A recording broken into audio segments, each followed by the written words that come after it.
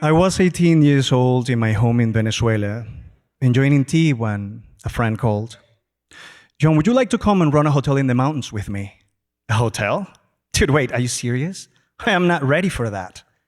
That's the whole point, he says. We're going to go there and learn with our fingernails.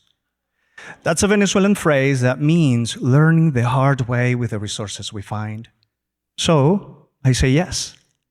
The name of a hotel, Páramo Real, 25 rooms, a restaurant, and a tiny church.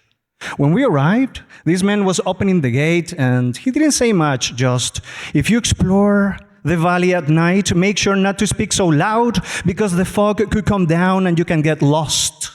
So we stepped in, and everything looked dusty and smelled like no one has been there for a while. That's when we realized it was only the two of us running the whole thing.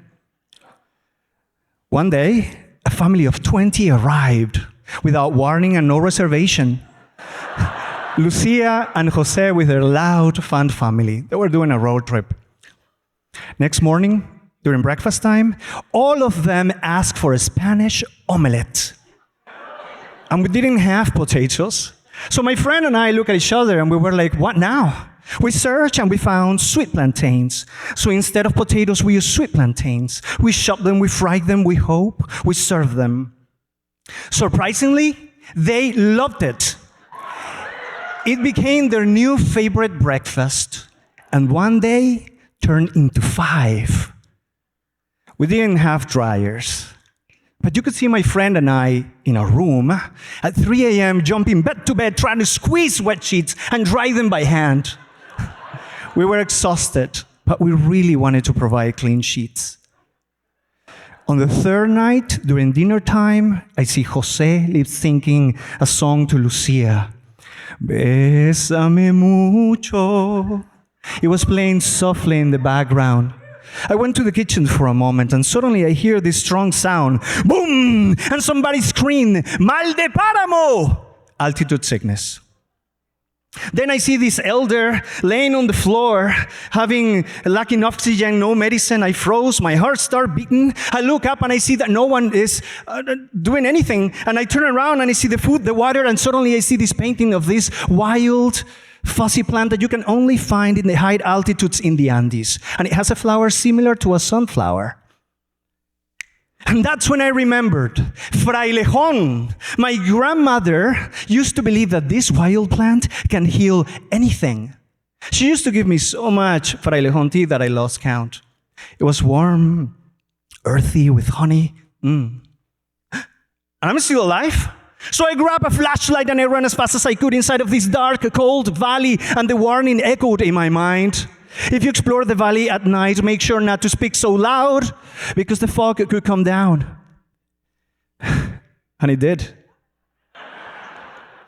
Panic doesn't care about folklore, and for some illogical reason, I yelled, Frailejón, where are you? The fog surrounded me, and I could hardly see the hotel lights. Nature was so silent, and I only hear my breathing and my steps on these small rocks. I turned around and I saw it there, standing like this silent hero waiting. I grabbed it and I ran as fast as I could, and I boiled water and I made the tea just like my grandmother used to. I sat beside Jose.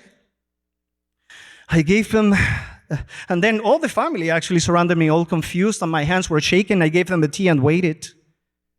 A few minutes later, he smiled.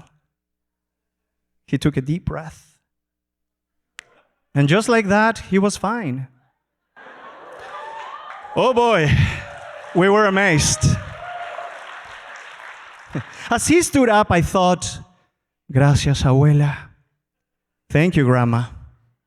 Next day, we kept making sweet plantain omelettes, but this time we dried the sheets under the sun. Something have shifted. Imagine if we are all taught to learn with our fingernails. Maybe we face more fears, or maybe we trust our instincts more. Who knows? But that night, with a memory, a flashlight, and the willingness to save somebody, we did. Thank you.